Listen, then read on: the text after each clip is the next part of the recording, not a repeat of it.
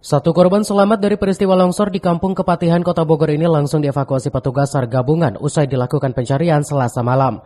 Petugas kemudian membawanya ke Rumah Sakit Umum Daerah RSUD Kota Bogor guna mendapatkan penanganan medis. Petugas mencatat ada 20 orang pemancing yang sempat tertimbun tanah longsor setinggi 15 meter ini. Satu diantaranya anggota Babin Kamtibmas Polresta Bogor Kota yang tewas di lokasi kejadian.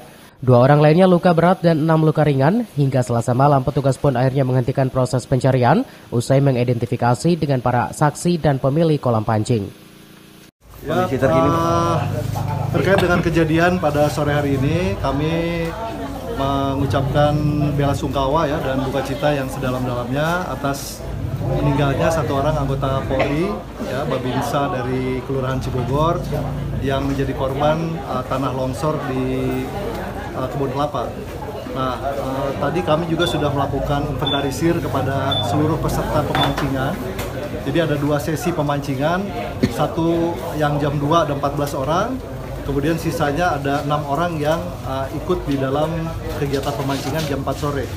Jadi ada 20 orang yang kita inventarisir dan dari saksi mata, kemudian dari pengelola pemancingan, kelihatannya 20 ini sudah ditemukan dan insya Allah tidak ada lagi korban. Ini mudah-mudahan kita harapkan seperti itu.